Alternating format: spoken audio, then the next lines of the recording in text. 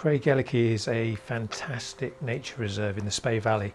It's not to be confused with the village of Craigellachie, which lies down the River Spey about 30 miles closer to the Moray coast. This Craigellachie, the nature reserve, is actually really straight out the back door of Aviemore, and it's quite a strange juxtaposition really. You've got this very, very busy, bustling town with theme parks and lots of hotels, big multi-storey hotel chains and all sorts of things like that. The infrastructure really of a ski resort. It's very much, I would say, more so than Fort William, the outdoor capital of Scotland. I've been visiting it now for about 10 years, mostly in the autumn, spending time both in the woods at the bottom of the cliffs and also taking the path up high up onto the hill itself, which is around about a 200-metre ascent on a decent, well-made rocky staircase really up onto the hilltop. And from up there you get absolutely fantastic views out across the Rothiemurchus forest and right across to the Cairngorm Massif itself. Good morning. This is the first of 3 days I'm going to be spending around Aviemore, Rothiemurchus, kind of Cairngorms National Park, photographing some autumn colour. I think my timing's pretty good actually by the looks of the colours here. So I'm just going for a walk. It's about 9 o'clock in the morning on a Monday morning, and I'm just going to go for a little stroll in the woods and just get my head in the right place to start hopefully finding and seeing some photographs.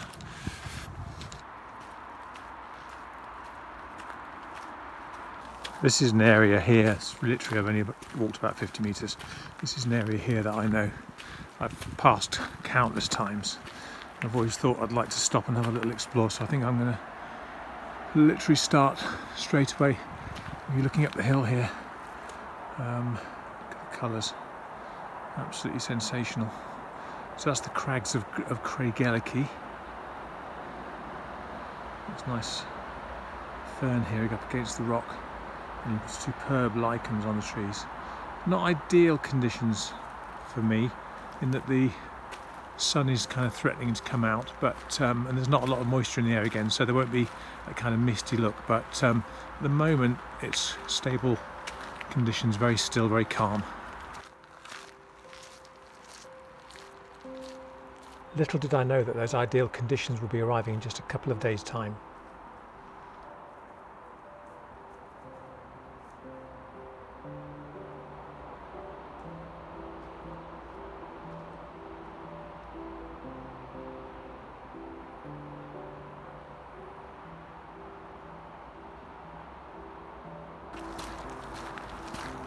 We've now got sun out in the woodland, which does make life particularly tricky. The lichens on these trees are so bright that when they get some sun on them, they just burn out. And of course the yellow foliage on the birches and the white trunks as well create all sorts of issues. So I'll wander. I'm just going to enjoy, actually I think at the moment it's best just to enjoy the fresh air and spend some time getting some ideas for when the light flattens a bit later on, maybe in the day.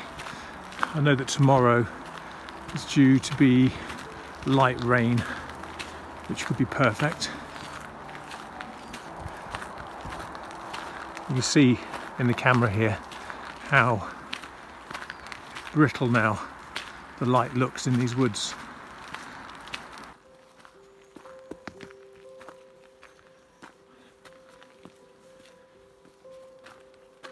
With the path forking at regular intervals, my knowledge of the place meant I was able to head straight to a point I knew could work better in stronger light.